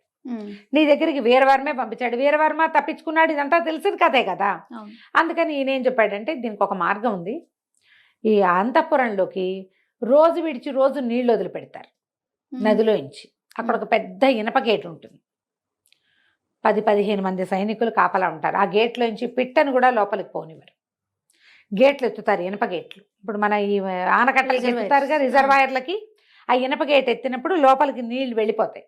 లోపల ఒక కొలను, తర్వాత వంట ఇంటి అవసరాలకి మొత్తం కావాల్సిన నీరంతా లోపలికి వెళ్ళి అవి నిండిపోగానే దారి మూసేస్తారు. రోజు విడిచి రోజు లేదా 2 రోజులకు ఒకసారి. ఆ దారి నుంచి చేపను కూడా రానివ్వరు. జల్లెళ్ళు ఉంటాయి, జల్లెడ ఉంటుంది, మనుషులు ఉంటారు. అదొక్కటే దారి లోపలికి వెళ్ళటానికి. ఆ దారి గుండా వెళ్ళొచ్చు. అక్కడి నుంచి ఒక ఇది గీసిస్తాడు అంటాడు, ఒక ప్రత్యేకంగా ఒక ప్లాన్ గీసిస్తాడు. రాజు ఫలానా చోట ఉంటాడు, నువ్వు ఈ దారి గుండా ఇలా వెళ్ళి ఇట్లా వెళ్ళి అక్కడికి వెళ్ళి ఆయన్ని తీసుకురావాలి. తీసుకొచ్చాక ఆయన్ని బయటికి తేవడానికి ఒక ప్రత్యేక మార్గం ఉంది. మార్గం మూసేయాలి మళ్ళీ. ఒక్కసారి ఆ మార్గం రాజవర్మ కానీ ఒక్క సైనికుడికి తెలిసినా కష్టం. ఇది కేవలం ఆనుచారంగా రాజుకి మంత్రికి మాత్రమే తెలుస్తుంది. సంతానం కలిగాక రాణిగారికి చెప్పేవాళ్ళం. సంతానం ఇక్కడ కలగల అంచేత రాణిగారికి తెలియదు. రహస్య మార్గాలు ఉన్నాయని తెలుసు ఆవిడికి, కానీ ఎక్కడి నుంచి ఎటు అనేది ఆవిడకి తెలియదు. మా తండ్రి ఈ రాజ్యానికి మంత్రిగా ఉండటం వల్ల మాకు మాత్రమే తెలుసు, ఎవ్వరికీ చెప్పకూడదు ఓకే అనేసరికల్లా సరే ఒప్పుకున్నాడు. ఇప్పుడు ఎట్లా ఈ నీళ్ళల్లోంచి వెళ్ళాలి? సరే ఏం చేయటం మొదలుపెట్టాడు, నదికి ఎగువన ఇప్పుడు ఈ నది నీళ్ళ గుండా ఎట్లా లోపలికి వెళ్ళాలి అనేది ప్లాన్ మొదలుపెట్టుకున్నాడు. ఎలా మన చీకటి చిన్నరాజు అయినటువంటి వినయపాలుడు లోపలికి వెళ్ళాడు, ఏ రకంగా మహారాజుని బయటికి తెచ్చాడో మనం 3వ భాగంలో తెలుసుకుందాం. వీరసేనుణ్ణి వాళ్ళని అడవిలోంచి మన జైల్లోంచి తప్పించాడు కదా, అప్పుడు కూడా గోడ మీద ఈ అబ్బాయి చీకటి చిన్నరాజు అని పేరు రాసి పెట్టాడు చక్కగా. ఎవడో ఉన్నాడని తెలుస్తోంది, విప్లవ వీరులు ఎవరో ఉన్నారని అనిపించి రాజవర్మ సుమరేఖ ఏం చేశారు, మంత్రి గారికి కూడా ఊస్టింగ్ ఇచ్చారు. మనవాడు మంత్రి గారి దగ్గరికి వెళ్ళి రాజును తప్పించే మార్గం ఎట్లా వెళ్ళాలి కనుక్కున్నాడు. అక్కడ ఉన్నాం మనం. అవునండి. అయితే రాజ్యం లోపలికి, అంతఃపురం లోపలికి నీళ్లు వెళ్ళే మార్గం గుండా వెళ్ళాలి ఆ లోపలికి వెళ్ళాలంటే. అయితే ఏమైందట, రోజు విడిచి రోజు తెరుస్తారు కదా, ఒక 10 మంది సైనికులు అక్కడ రెడీగా ఉన్నారు. ఏం చేశాడట వీడు, పైన చేరి దానికి ఆ నీళ్ళు ఎక్కడి నుంచి వస్తాయో అది ఒక గుట్ట మీద నుంచి నది కిందకి వస్తుందన్నమాట.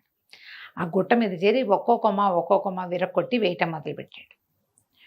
ఎప్పుడు లేనిది నదిలో చెట్ల కొమ్మలు కొట్టుకొస్తున్నాయి. చిన్న కొమ్మలు కనపడ్డాయి, తర్వాత పెద్ద పెద్ద కొమ్మలు కనపడుతున్నాయి. సైనికులు అనా ఏంట్రా ఎప్పుడూ లేదు, ఈసారి ఏంటి వర్షాకాలంలో వచ్చినట్టు ఇన్ని రెమ్మలు వస్తున్నాయి అంటే, వాళ్ళలో ఒకళ్ళిద్దరు అన్నారు, పైన గోండులు ఒక జాతి ఉన్నారు. ఏ పైన, ఈ నదికి ఎగువన ఉన్నటువంటి అడవిలో. వాళ్ళు ఏ తేనె పట్ల కోసమో దేనికోసమో కొడుతూ ఉంటారా, ఎప్పుడో ఒకసారి కనపడతాయి, అట్లాంటివి అయి ఉంటాయి. వాళ్ళు చెట్ల కొమ్మలు కొట్టేస్తున్నారు, ఒక్కో కొమ్మ నీళ్ళలో పడిన కొమ్మలు వస్తున్నాయి అని చెప్పుకుంటున్నారు వాళ్ళల్లో వాళ్ళు. 1-2 రెమ్మలు లాగి చూశారు, అది కత్తితో నరికినట్టే కనపడుతుంది, వాళ్ళు విరిచినట్టే.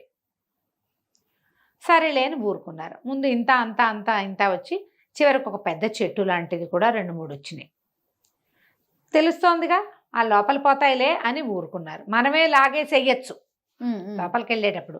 అది ఎప్పుడు లాగుతాం, ఇక్కడ ఏదైనా అడ్డం పడుతుందన్న అనుమానం ఉంటే. వీళ్ళు ఏం చేశారు, గేటు మొత్తం తీసేస్తే పెద్దది ఒక 15-20 మీటర్ల వ్యాసంతో దారి వెళ్ళిపోతున్నాయి. రయ్యమని కొట్టుకుపోతుంటే మనకేముంది, ఈ కొట్టుకొచ్చేస్తున్న చెట్లల్లో ఒక చెట్టు అడుగునున్నాడు చిన్నరాజు గారు. వినయపాలుడు కింద ఉండిపోయాడు. ఆ చెట్లతో పాటు చల్లగా జారుకున్నాడు. ఏ చెట్టుని వాళ్ళు చూస్తారనిపించినా దాని కింద నుంచి ఈదుకుంటూ ఇంకో చెట్టు దగ్గరికి వెళ్ళిపోవటం.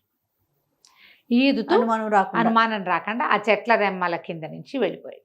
నీళ్లు లోపల సరిపడా అయిపోయింది, ఇదంతా నిండిన ఆయన కేకేయంగానే వాళ్ళు గేట్ వేసేసారు. మనవాడు లోపల చేరిపోయాడు. లోపల చేరి నిదానంగా కొంచెం చీకటి పడేదాకా నక్కి కూర్చున్నాడు. అన్ని చెరువుల దగ్గర అవి నీళ్ళన్నీ దొరువులు లాంటి లోపలికి వెళ్ళినాయి కదా, ఓ పక్కకి వెళ్ళిపోయాడు. తర్వాత ఒక సైనిక పటాలం అవి కనపడుతున్నాయి. అంతఃపురం దూరం దూరంగా పెద్ద పెద్ద బిల్డింగులు. ఇతనికి మంత్రి గారు చెప్పాడు, మయూరం బొమ్మ ఉంటుంది, ఒక నెమలి బొమ్మ. బిల్డింగులు ఇట్లా గుండ్రంగా ఉంటాయి, మధ్యలో పెద్ద నీళ్ళది పెద్ద చెరువు ఉంటుంది. ఆ గుండ్రంగా ఉన్న వాటిలలో మధ్య దాంట్లో రాజుగారు ఉన్నాడు. ఓహో. దాని మీద ఒక నెమలి బొమ్మ ఉంటుంది. చూసుకున్నాడు. అది ఇప్పుడు రాత్రి చూడలేడుగా, సాయంకాలమే వెళ్తుండగానే చూసి పెట్టుకోవాలి. పెట్టుకుని దారంతా చూసి పెట్టుకున్నాడు. బాగా చీకటి పడ్డాక ఇది మొత్తం సైనిక పటాలంతా లోపల అంత పహరా ఉండదు. అవును, ఎప్పుడు కూడా బయట ఉంటుంది. లోపల ఏముంది, ఆ వేళ అవగానే సాయంకాలం అయ్యేసరికల్లా ఎవరి దారిని వాళ్ళు ఏ స్తంభాల పక్కన చేరి మెల్లిగా కునికేస్తూ ఉంటారు. అవసరాలు ఉండవు కదా, పిలిస్తే వస్తారు. ముందంతా ఫుల్గా దేదీప్యమానంగా దీపాలు ఉన్నాయి. సాయంకాలం అయ్యేసరికి పెట్టారు. రాత్రి 10 అయ్యేసరికల్లా పై ఎత్తునున్న దీపాలన్నీ ఉఫ్ అని పొగగొట్టాలతోటి ఆపేశారు. చిన్న చిన్న దీపాలు కనపడుతున్నాయి.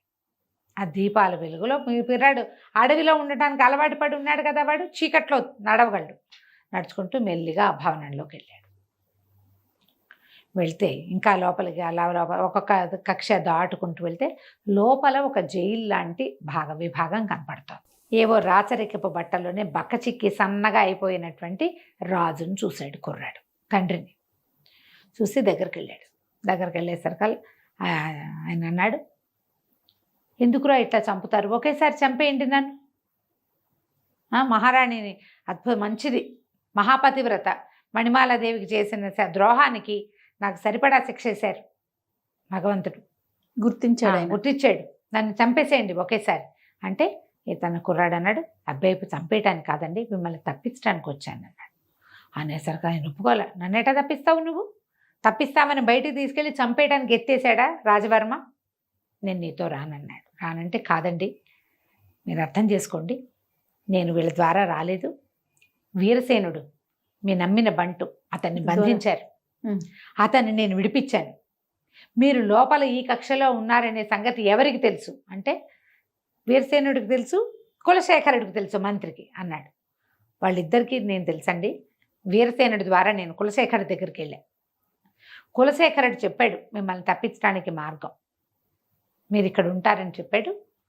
వీళ్ళిద్దరి పేర్లు చెప్తే మీకు అర్థమవుతుందని వాళ్ళ పేర్లు చెప్తున్నాను, నాతో రండి, మిమ్మల్ని బయటికి తీసుకెళ్ళిపోతాను అన్నాడు. అనేసరికల్లా రాజు నిజంగా నువ్వు చంపన్నాడు, మీ మీద ఒట్టండి, నేను అట్లాంటి పని ఏం చేయను, వెళ్తా పదండి.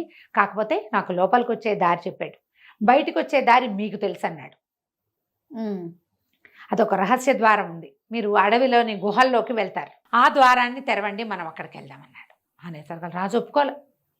నేను అట్లా చెప్పకూడదు, కులశేఖరుడికి బుద్ధి లేదా, ఎట్లా చెప్పాడు నీకు ఈ రహస్య ద్వారాన్ని?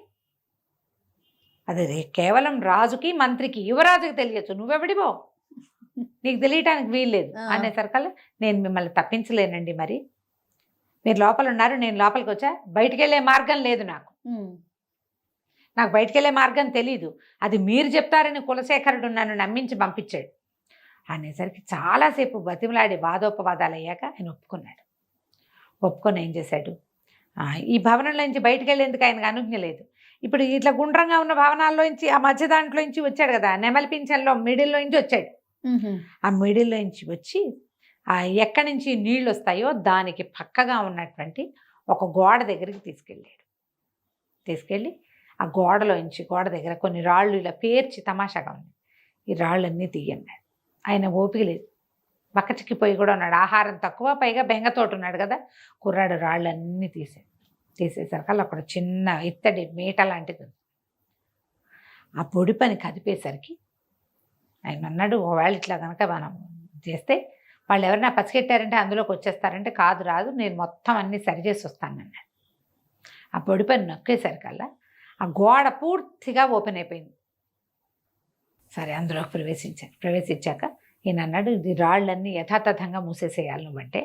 వీడు లోపల వైపు ఉండి బయట రాళ్ళని ఒకటి ఒకటి ఒకటి లాక్కుంటూ అన్ని పూర్వం ఎట్లా ఉందో అట్లా పేర్చేసాడు. చీకటిగా ఉన్న ఆ దారిలో ఈ రాజుగారిని వేసుకుని నడవటం మొదలుపెట్టాడు.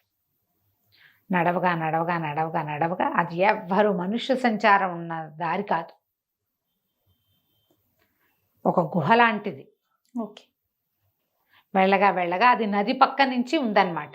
వెళ్ళేసరికల్ అడవి లోపలికి వెళ్ళారు.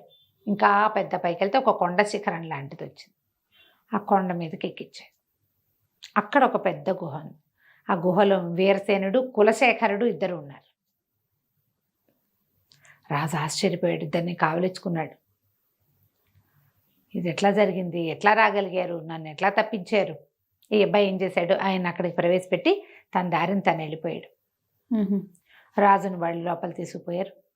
అక్కడ సాయంగా తెల్లవారేసరికల్లా ఈయన ఉన్నాడు కదా, వీళ్ళ గురువు గారు, వీళ్ళు ఒకళ్ళనొకళ్ళు మాట్లాడుకున్నాక తెల్లవారేసరికల్లా పారాయణ స్వామి, వీళ్ళకి ఈ మన మణిమేల దేవిని కాపాడిన గురువుగారు, ఆయన ప్రచండు అని, అప్పుడు దొంగ ఒకడు వచ్చాడు కదా, వీరసేనుడితో పాటు వచ్చాడు కదా, అతను దొంగ నిజానికి, బద్దిపోటు.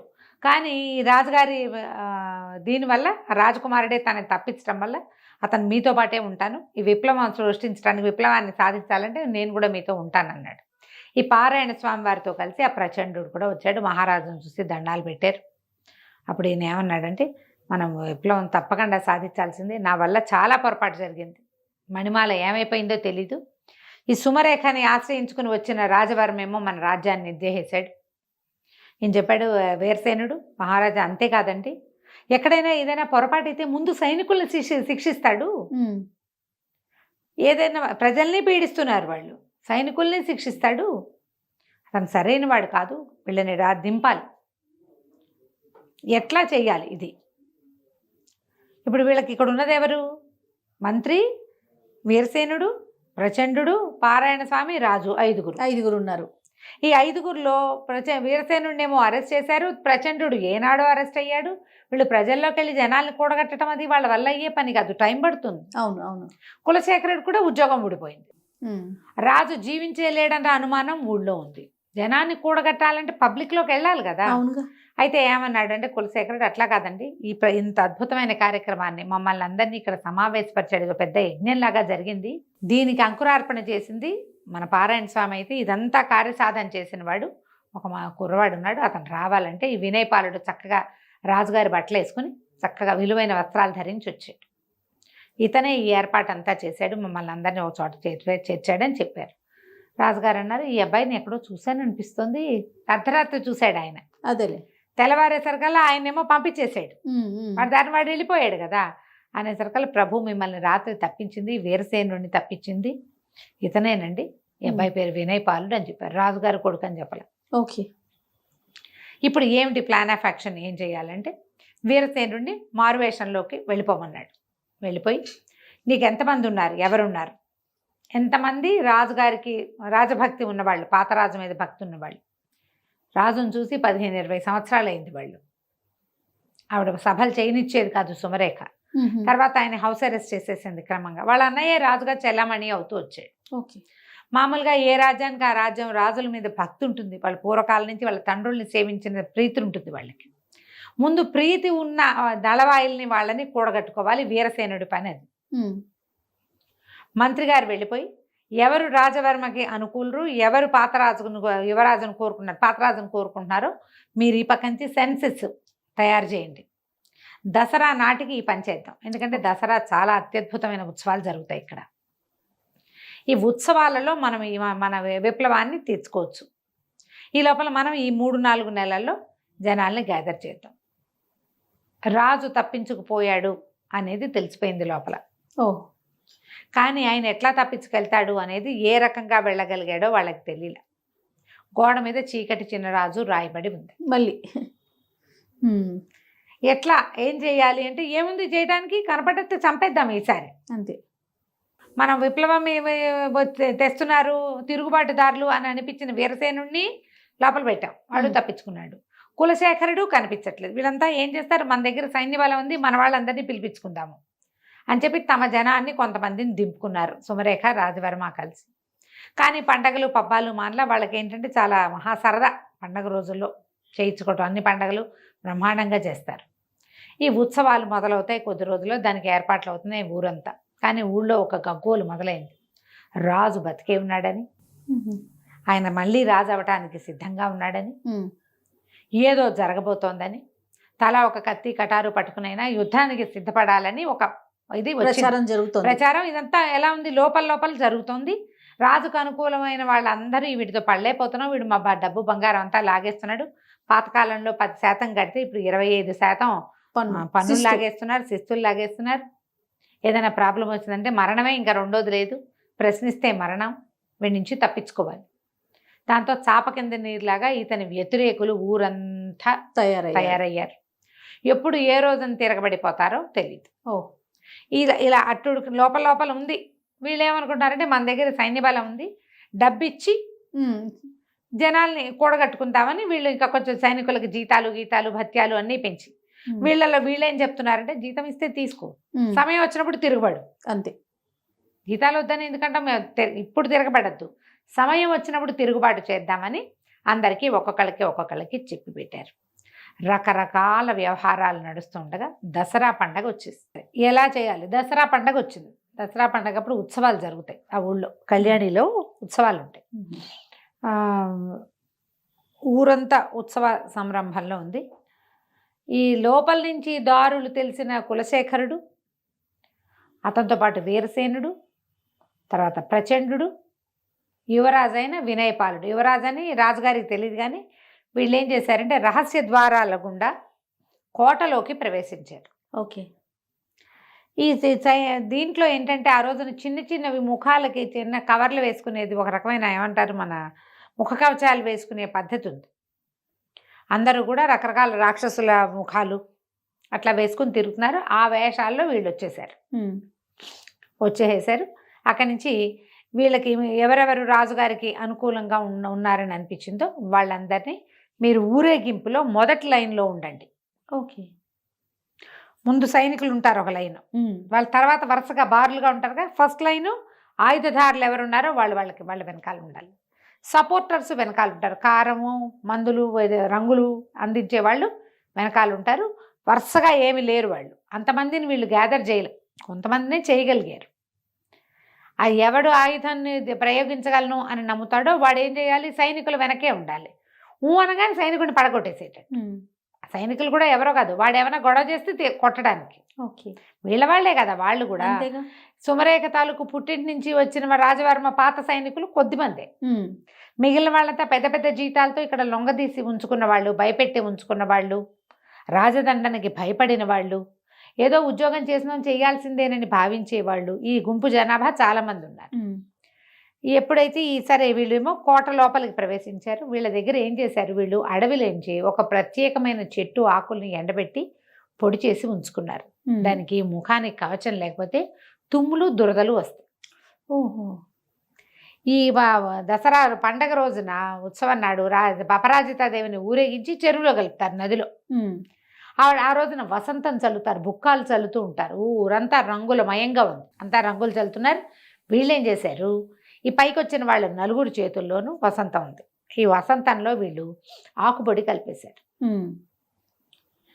ఈ దగ్గరికి వస్తూనే ఇలా ఊదే సాధనాలతోటి ఈ సుమరేఖ మీద, రాజవర్మ మీద ఆ రంగు చల్లేశారు. ఓకే. ఇక పెద్దగా తుమ్ములు సైనికుల మీద కూడా పడ్డాయి. ఇది చల్లిన నలుగురు మాత్రం ఒంటికి కవచాలు వేసుకున్నారు. వాళ్ళ ఒంటి మీద పడలా, వాళ్ళ ముక్కులోకి వెళ్ళలా. ఎవరో దూరంగా నిలబడి ఉన్న సైనికులకి వీళ్ళ మీద రంగులు చల్లకూడదు. రాజు రాణి మీద ఎవరు చల్లుతారు? అవును, రాణిగారు, ఆవిడ అన్నయ్య, రాజప్రతినిధి. కింద ఊరేగింపంతా ఊరంతా రంగులమయం, ఎవరి మొహం ఎవడికి ఏమీ కనిపించట్లా. ఈ చల్లబడిన రంగుల్లో సైనికులు కూడా తెలియలా, దగ్గరకు వచ్చిన వాళ్ళ మీద కూడా అది పడిపోయింది. ప్రతివాడు చేతులు కోకేసుకుంటున్నాడు, మొహాలు కోకేస్తున్నారు, పిచ్చి పిచ్చిగా తుమ్మేసుకుంటున్నారు. వీళ్ళ మీద ఎవరో రంగులు చల్లారని చుట్టుపక్కల దూరంగా ఉన్న సైనికులు పరిగెత్తుకొచ్చారు. పరిగెత్తుకొస్తే ఈ నలుగురు, ఇప్పుడు తుమ్మేవాడెవడో తుమ్మని వాడెవడో తెలియదు ఆ గుంపులో, అంతే. వాళ్ళ మీద పడి చాలా మంది వీళ్ళని పట్టేశారు. ఆయనకి వాళ్ళకి అంగరక్షకులుగా ఉన్న వాళ్ళందరినీ పడుకోబెట్టేశారు వీళ్ళు. ఇంకా ఊళ్ళో ఊరేగింపు నడుస్తుంటే ఒక్కొక్క చోట అగో పైన సుమరేఖని రాజవర్మని పట్టేశారని కానీ సైనికుల్లో కొందరు తిరగబడంగానే ఈ వెనకాల ఉండేలు బద్దలు అట్టడి చిన్న చిన్న సాధనాలు కూడా పట్టుకున్న వాళ్ళు కూడా సైనికుల మీద తిరగబడిపోయి అందినవాడు అందినట్టు ఒక్కొక్క సైనికుడిని పెడరెక్కలు విరిచి కట్టిపారేశారు. ఓకే.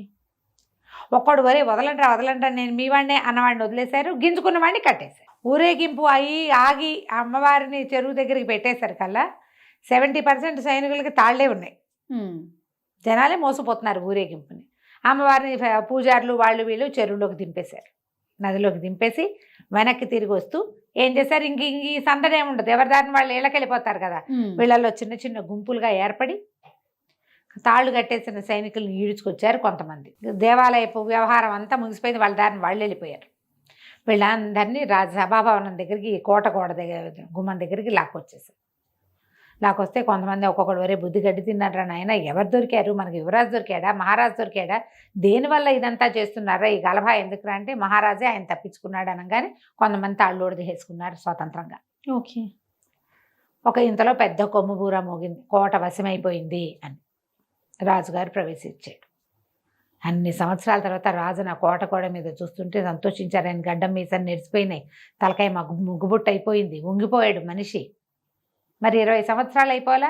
ఓ పిల్లలు కూడా లేటుగా పుట్టాడు ఆ పిల్లాడు, ఈయన 50 దాటిపోయినాయి. ఓకే. అందరూ కేకలు పెట్టారు, సంతోషించారు. అక్కడి నుంచి అంతా సభాభవనం మొత్తం తెరిచేశారు, అన్ని గేట్లు లోపలికి ప్రవేశపెట్టారు.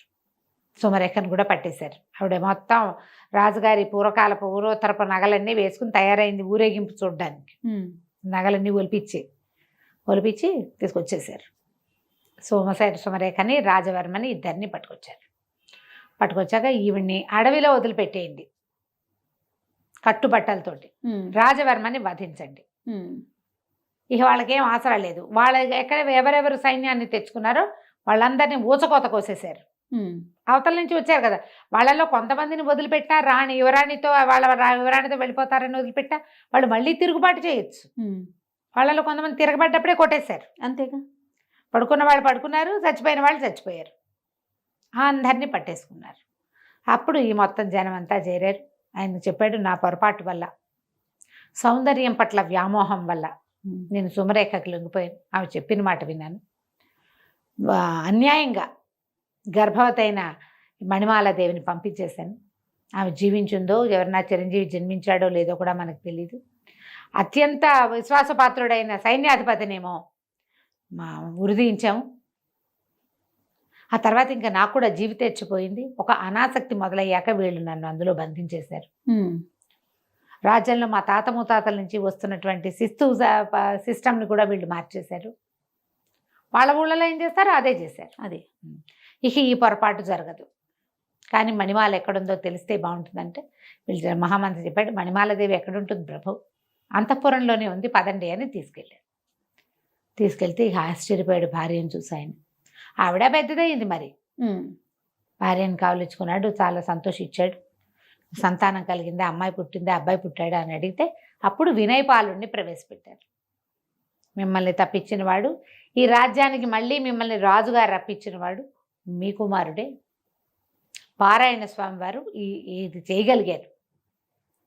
అడవిలో ఆ చివరున్న ఆయన దగ్గరికి అప్పుడు మొట్టమొదట సుమంత్రుడు ఈవిని తీసుకెళ్ళాడు కదా, అతను చెప్పాడు, నేనే పారాయణ స్వామి వారి ఆశ్రమంలో దింపాను.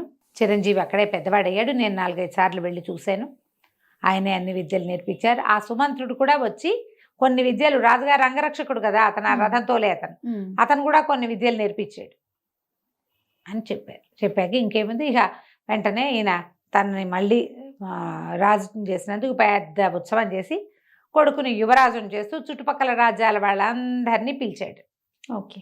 పిలిచేసరికల్లా వాళ్ళలో బోళ్ళంతమంది మా అమ్మాయిని ఇస్తాం, మీ అబ్బాయి 20 ఏళ్ల వాడు, వివాహయోగ్యమైన వయసే కదా, యువరాజు అయ్యాడు, రేపెప్పుడో మహారాజు అవుతాడు, పైగా ఇంత ప్రబంధాన్ని నడపగలిగిన వాడు రాజ్యాన్ని నడపలేడు, మా పిల్లని ఇస్తామంటే మా పిల్లని ఇస్తామని, కోట్లు కట్నం ఇస్తామని, అర్ధరాజ్యం ఇస్తామన్న వాళ్ళు కొంతమంది, మొత్తం రాజ్యం ఇచ్చేస్తామన్న వాళ్ళు కొంతమంది.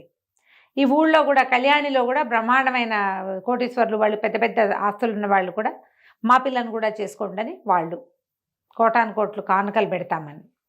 ఈ మొత్తం వీళ్ళంతా ఇన్ని పెళ్లి సంబంధాలు 15-20 ఇచ్చేసరికల్లా రాజుగారు అన్నట్టు వీళ్ళలో ఒక అమ్మాయిని సెలెక్ట్ చేసుకోను, నీకు వీళ్ళతో వివాహం చేస్తాను అమ్మాయితో అంటే, ఇతను అన్నాడు, అట్లా కాదు, మామూలుగా వర పరీక్ష ఉంటుంది, నేను వధూ పరీక్ష చేస్తాను. పౌర్ణమి నాటికి రాజకుమార్తెలందరినీ ఎవరెవరిని నా కోసం వివాహం కోసం మీరు అడుగుతున్నారో వాళ్ళందరినీ రాజభవనంలో ప్రవేశపెట్టండి, వాళ్ళల్లో ఒక అమ్మాయిని నేను సెలెక్ట్ చేసుకుంటాను అన్నాడు. ఆశ్చర్యపోయారు అందరూ. ఇప్పటిదాకా ఏమిటి మన వీళ్ళకి తెలిసింది స్వయంవరం, అంతే. రాజకుమార్తె వరించటం. ఎప్పుడు యువరాజులు వరిస్తామంటారు. యువరాజు వరించడం అంటే ఏ ఫోటోనో చూసి ఎక్కడైనా రోడ్డు మీద చూసి వరించడాలే కానీ ఇట్లా 15 మందిలో నేను ఒకతను సెలెక్ట్ చేసుకుంటాను అనేది ఆ రోజుల్లో లేదు సిస్టమ్. అవును. అయితే ఒకళ్ళిద్దరు రాజులు ఏమన్నారంటే దానికేముంది, ఇప్పుడు ఇదేం సిస్టమ్ ప్రకారం జరిగింది, 20 ఏళ్ళ నుంచి అడవిలో ఉన్న పిల్లాడి వాళ్ళు యువరాజు అవలా, అతని పద్ధతి ఏమిటో చూద్దామన్నారు. కొంతమంది సంపన్న గృహస్థులు కూడా దీనికి ఒప్పుకున్నారు. మొత్తం మీద ఒక 20 మంది అమ్మాయిల్ని పంపించారు. పంపించారు. ఆ రోజున ఏం చేశారట, పౌర్ణమి నాటి రాత్రి సాయంకాలం ఈ విందు జరిగింది. అతను అప్పుడప్పుడు వస్తున్నాడు కానీ పెద్దగా ఎవరి పట్ల ఆ అబ్బాయి శ్రద్ధ పెడుతున్నట్టు కనపడలే. విందు భోజనం చేస్తున్నప్పుడు మాత్రం అటు ఇటు ఇట్లా వరుసగా కూర్చోబెట్టారట యువరాణులందరినీ బల్లలేసి. వాళ్ళందరూ భోజనాలు చేస్తుంటే 2-3 సార్లు వాళ్ళ మధ్యలో తిరిగాడు. తిరిగాక భోజనం అయిపోయింది, విందు ముగిసింది. వాళ్ళు లేవబోతుంటే ఎవరు లేవకండి కూర్చోండి అన్నాడు. అన్నాక ఒక్కసారి ఆకులన్నీ చూశాడట. చూసి అవంతి నగర రాజకుమార్తె అవంతికని పెళ్లి చేసుకుంటానని ప్రకటించాడు. మరి చక్కటిది సరే ప్రకటించేశారు కదా. సరే వివాహం సుసంపన్నమైంది, వివాహం నిశ్చయమైంది, అరిచారు, కేకలు పెట్టారు. అవంతి రాజుగారేమో వచ్చి తాంబూలాలు అవి ఇచ్చాడు. అమ్మాయితో చేతికి దండిచ్చి వేయించారు. అన్నీ అయ్యాక మిగిలిన రాజుల కుటుంబాల్లో ప్రతి వాళ్ళు రాజుగారిని అడిగారట, ఏ విషయం పట్ల ఇతను ఇలాంటి నిర్ణయం తీసుకున్నాడు, ఏం చూసి, ఏం టెస్ట్ పెట్టాడు, వధూ పరీక్ష ఎట్లా చేశాడు. అతను నిన్నటి నుంచి వీళ్ళు ఇక్కడే ఉన్నారు, చతుర్దశి నాడు ఉన్నారు. అతను ఎవరితోటి మాట్లాడలేదు, ఎవరి దగ్గరికి పెద్దగా వెళ్ళలేదు, భోజనాల వేళే వచ్చాడు. ఏం చూసి నిర్ణయించాడో చెప్పమన్నారు. చెప్పమంటే సరే అప్పుడు రాజుగారు అడిగారు, ఈయన ధర్మపాలుడు వినయపాలుడిని అడిగాడట, నువ్వు ఏ విషయం చూసి అంటే ఏ పాయింట్ని వల్ల ఈ అమ్మాయిని భార్యగా ఎన్నుకున్నావు అంటే అప్పుడు అతను చెప్పాడు. ఈ కథ కన్క్లూషన్ అనమాట. అతను అడవిలో పెరిగాడు. ఆహారం యొక్క విలువ చాలా బాగా తెలుసు. ఓకే. అడవిలో భోజనాలు చేసేవాళ్ళు మనకు వల్ల ఇంత వండుకుంటారా, కావలసింది వండుకుంటారు. చెట్లకు 100 కాయలు కొయ్యరు, ఒక కాయ కోసం తిని 2-3 కాయలు తిన్న కడుపు నిండాక ఇంకా కాయలు కొయ్యరు. అవునా? అవును. జాగ్రత్తగా ఉంటారు. అన్ని కోసుకొచ్చి ఫ్రిడ్జ్లో పడేసి ఆ పద్ధతి కాదు కదా అసలు. అయితే అతను ఏం చెప్పాడంటే ఈ మొత్తం వడ్డించిన ఆహారంలో బంగారు రేకులు వేసిన హల్వాలతో పాటు, గులాబీ రేకులతో చేసిన హల్వాలతో పాటు సామాన్యులు తినేటువంటి గంజి, సాధారణ అన్న పాయసం కూడా వడ్డించారు. చాలామంది ఏం చేస్తారంటే ఇష్టం ఉన్నా లేకపోయినా అన్నీ వడ్డిపించుకుంటారు, పారేస్తారు, ఎక్కువ వదిలిపెట్టేస్తారు, తోసేస్తారు. రుచి చూసి కాస్త ఇంతుంటే అంత బాగుండకపోయినా ఆ కాస్త తినేసేవాళ్ళు కొంతమంది అయితే అది తినరు, ముట్టుకోరు.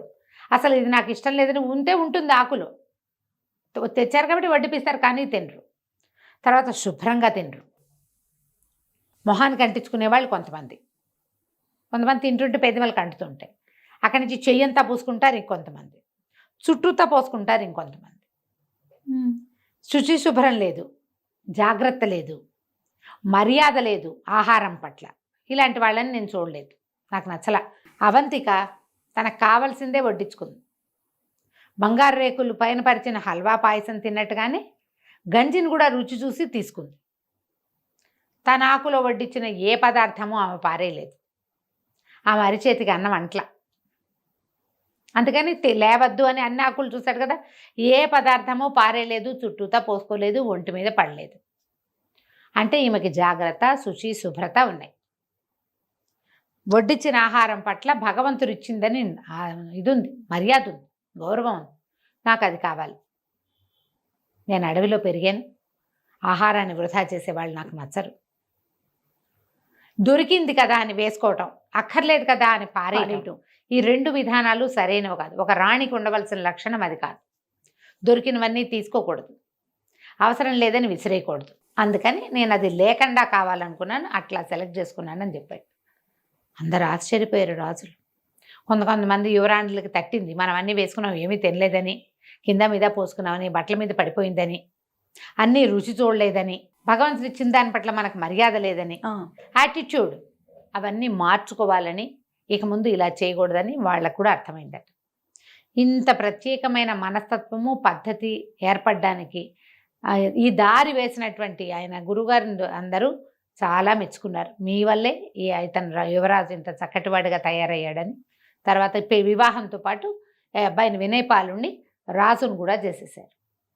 రాజుగారి భార్యతోటి నేను వానప్రస్థం తీసుకుంటా, కానీ నేను అడవిలోకి వెళ్ళను, నా భార్యతో హాయిగా అంతఃపురంలో నేను కాలక్షేపం చేస్తా, రాజ్యం బాధ్యత మీది అని కులశేఖరుణ్ణి మంత్రిగా, వీరసేనుణ్ణి సైన్యాధ్యక్షుడుగా చేసి రాజ్యాన్ని, కళ్యాణి రాజ్యాన్ని వినయపాలుడికి అప్పచెప్పాడు. చీకట్లో వచ్చిన రాజు సమాప్తం. చాలా బాగుంది రమ్మగారు. నమస్తే. నమస్తే. సుమన్ టీవీలో మీ పర్సనల్ అండ్ బిజినెస్ ప్రమోషన్స్ కోసం కింది నెంబర్కి కాంటాక్ట్ చేయండి.